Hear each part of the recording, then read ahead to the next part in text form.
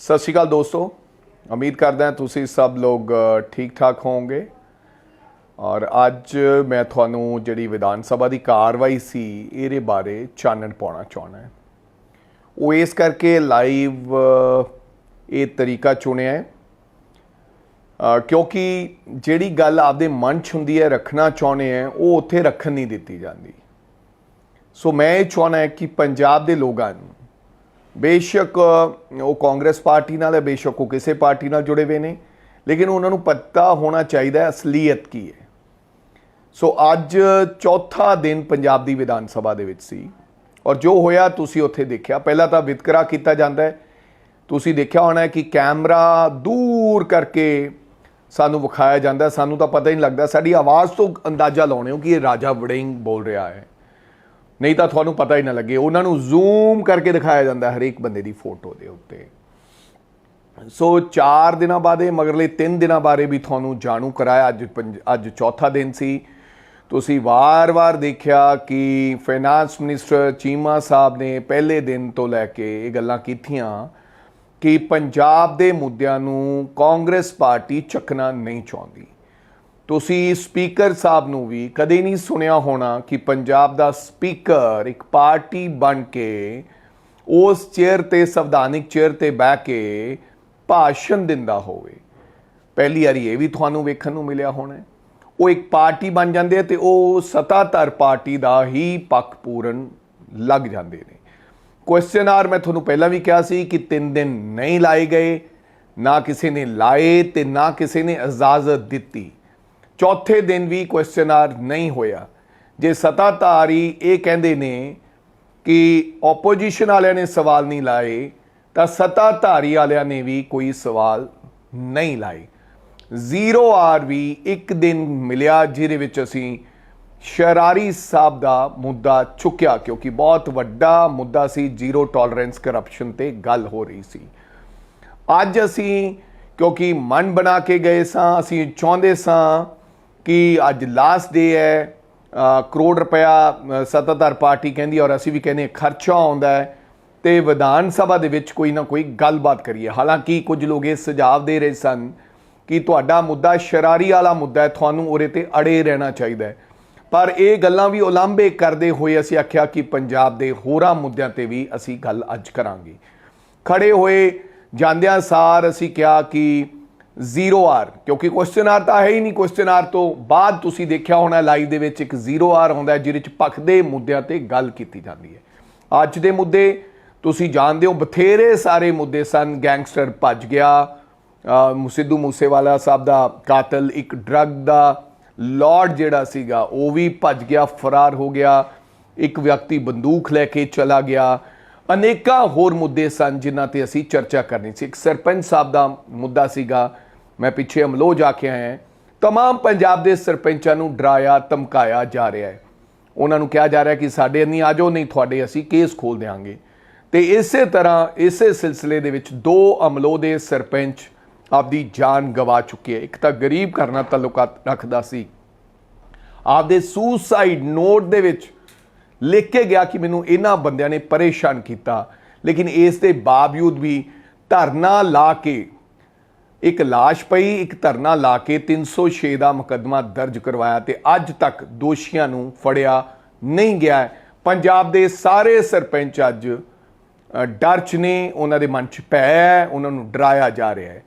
इस मुद्दे ते असी गल करनी चाहते सी, लॉ एंड ऑर्डर के मुद्दे ते गल करनी चाहते सी। फिर मुद्दा ये सीगा कि गुरकीरत पाल सिंह IAS ऑफिसर जिन्हों ने मजबूरी जाहिर करती कि सरकार नाल मैं कामकार नहीं कर सकता, मैनू डिपार्टमेंट चों बदल दिता जाए। वो डिपार्टमेंट किहड़ा सी? पब्लिक रिलेशन, जिथों एड्स दित्तियां जांदियां, यानी कि अखबारां नूं TV नूं पैसे दिते जांदे है। उन्होंने आपदी इच्छा, उन्होंने कहा कि मैं जिस हिसाब नाल सरकार चाहती है मैं काम नहीं कर सकता, क्योंकि उन्होंने वेरवा दिता कि 200 दिनों के अंदर 400 करोड़ रुपया सरकार ने एडवरटाइजमेंट पे खर्च कर दिता है। अल्टीमेटली कल नूं ऑडिट होएगा, हिसाब होएगा, मैं किनू जवाब देंगा। मंत्री लिखती ऑर्डर नहीं करता, वर्बली ऑर्डर ते वो चाहते सन कि गुरकीरत पाल एक ईमानदार IAS ऑफिसर जो कहते सन उस तरह करता रहे, लेकिन उन्होंने जवाब देता। अगर इस तरह 200 दिनों के अंदर 400 करोड़ लाया, अगर ये एवरेज करिए तो एक साल 730 करोड़ के लगभग थानू एक साल का एडवरटाइजमेंट ते लाना पएगा, यानी कि 3600 करोड़ के लगभग आई थिंक 5 सालों के विच तुहानू केवल ते केवल आपदियां उपलब्धियां गवाउण वास्ते अखबारां ते छोटे छोटे टीवी चैनल्स नू देना पएगा। इहदे ते चर्चा करनी साडी बनदी सी। चर्चा सी अज खालिस्तान दे मुद्दे ते। कल ही बठिंडा दे अंदर खालिस्तान दे नारे लगे है, खालिस्तान लिखिया गया है, और रोजाना तीजे चौथे दिन पता लगता है कि खालिस्तान की कोई गल की जाती है। इस ते चर्चा करनी सी, कोई मार्च कढ़िया जाता है, कहते आज़ादी मार्च है, शहादत देनिया पड़ेगा, क्योंकि बड़ा संताप लोगों ने भोगया। मैं 82-84 तो बहुत छोटा सी, लेकिन 94-95 च आके मैनू होश, मैं जो संभालिया तो पंजाब बड़ी मुश्किल दौर चों लंघ रहा सी। पंजाब दे विच बड़े माड़े हालात सन, बड़ा माड़ा दौर सी, और इसे करके अज पंजाब की ये दशा, क्योंकि बहुत सारा साडा पैसा उस समय के माहौल खराब करने, ठीक करन ते पंजाब सरकार का पैसा लग्या। ते हुण ऐसे हालात, काली माता के मंदिर ते अटैक और इंटैलीजेंस ब्यूरो के दफ्तर ते रॉकेट लॉन्चर का डिगना, रोजाना दीयां घटनावां कि ड्रोन के राही सानू इत्थे असला सप्लाई किया जा रहा सी, बॉर्डर स्टेट है, इहदे ते गल करनी सी। SYL का मुद्दा जिहड़ा कि बहुत वड्डा मुद्दा है, कल नूं हो सकता है कि कोर्ट साडे खिलाफ फैसला देवे, किद्दां दी पैरवाई सानू करनी चाहिए है, इकट्ठियां होकर लड़ना चाहिए है, किद्दां असीं सेंटर दे नाल गल करिए, किद्दां असीं सत्ताधारी दे जिहड़े लोग है, जिहड़े हरियाणा च सत्ता पाउण वास्ते कह रहे कि 2025 दे विच SYL दे विच पानी आएगा, असी उस मुद्दे ते चर्चा करना चाहते सी। ऑफकोर्स शरारी साहब का भी एक मुद्दा सी जिहदे ते दोबारा असी बहस करना चाहते सां, और असी मुख्यमंत्री साहब तो चाहते सां कि मुख्यमंत्री साहब आपदा शरारी साहब के मुद्दे ते पक्ष पेश करन, क्योंकि पहला मंत्री उन्होंने सूमोटो लेंदे होए बिना किसी सबूत तो तत्थ तो उन्होंने विजिलेंस नूं फड़ा दिता गया सी। एंड असी ये भी चाहते सां कि ऑपरेशन लोटस ते भी असी अज बहस करांगे। दोस्तों 15 दिनों तो इस ऑपरेशन लोटस के बारे चर्चा हुई। गवर्नर साहब ने इस मुद्दे ते सैशन बुलाउण तो मना कर दिता गया। दोबारा फिर थानू चेते रहे सरकार ने कहा सी ये कॉन्स्टिट्यूशन के खिलाफ है, असी हाई कोर्ट ते सुप्रीम कोर्ट का दरवाजा खड़कावांगे, इंसाफ लैके आवांगे, तो इसे मुद्दे ते असी सैशन बुलावांगे। पर हाई कोर्ट नहीं गए, सुप्रीम कोर्ट नहीं गए, तो फिर मगरले रास्ते विचों मुद्दा कुछ होर दे के कॉन्फिडेंस मोशन लैके आउंदा उपराला पहले दिन तो ही किया, लेकिन रखा गया कि कहते GST मुद्दा है, स्टबल बर्निंग मुद्दा है, किसी मुद्दे ते पहला मुद्दा ही ये स्टार्ट कर लिया तो रौला पै गया। वो चाहते सन कि रौला पे तो जी ओपोजिशन है वो बाहर जाए। तो अज भी असी उदों भी कहा सी, सानू कहा गया सी कि ये बी टीम है, असी बी टीम नहीं है। जनता जानती है कि महाराष्ट्र दे विच, मध्य प्रदेश दे विच साडियां सरकारां तोड़ दित्तियां गईयां। साडे कई साथियां नू लालच दे के, चाहे वो पंजाब है चाहे होर है, कई सपने दिखा के भाजपा आपदे नाल लै गई है। एक भी इस तरह का काम होर किते आम आदमी पार्टी दे नाल भाजपा ने करन दी कोशिश नहीं की। हाँ, भाजपा इन्हां कामां दे विच माहिर है, पैसे दे सकती है। साडी सरकार राजस्थान च भी उन्होंने तोड़न की कोशिश की सी, लेकिन उन्होंने हथ पल्ले नहीं पिया। तुसी जानते हो कि किस तरह हथ धो के भाजपा पूरी कांग्रेस, पूरे देश की कांग्रेस के पिछे राहुल गांधी नूं 50-50 घंटे ईडी च बुला के, ईवन कि सोनिया गांधी जी नूं 70 साल की उम्र दे विच ईडी का सामना कई दिन सवाल जवाब च देना पिया, जिथों कोई बंदा सोच भी नहीं सकता कि सोनिया गांधी जी ईडी के सामने झूठे मुकदमे च उन्होंने कदे बुलाया जाएगा। सो भाजपा ये काम कर सकती है, लेकिन इन्होंने बिल्कुल दिल्ली की तर्ज से, दिल्ली भी ये गल की, लेकिन एक MLA नहीं लैके गए। हालांकि ਲਿਜਾ ਸਕਦੀ ਸੀ ਭਾਜਪਾ, ਕਿਉਂਕਿ ਬੀ ਟੀਮ ਦੇ ਵਾਂਗ ਆਮ ਆਦਮੀ ਪਾਰਟੀ ਤੇ ਭਾਜਪਾ ਦੋਨੋਂ ਰਲੇ ਹੋਏ ਹੈ। ਅਗਰ ਮੈਂ ਇਹ ਕਮਲ ਲਵਾਂ, ਇੱਥੇ ਵੀ ਆ ਕੇ ਕੰਪਲੇਂਟ ਦੇ ਦਿੱਤੀ ਗਈ, ਡਰਾਮਾ ਰਚਿਆ ਗਿਆ 25-25 ਕਰੋੜ ਰੁਪਏ ਦੇਣ ਦਾ। ਫਿਰ ਡੀਜੀ ਕੋਲੇ ਗਏ ਤੇ ਡੀਜੀ ਕੋਲੇ ਜਾ ਕੇ ਇੱਕ ਬਿਨਾ ਬੇਨਾਮੀ FIR ਦਰਜ ਕਰਾ ਦਿੱਤੀ ਗਈ, ਕਿਸੇ ਦਾ ਨਾਮ ਨਹੀਂ ਦਿੱਤਾ ਗਿਆ।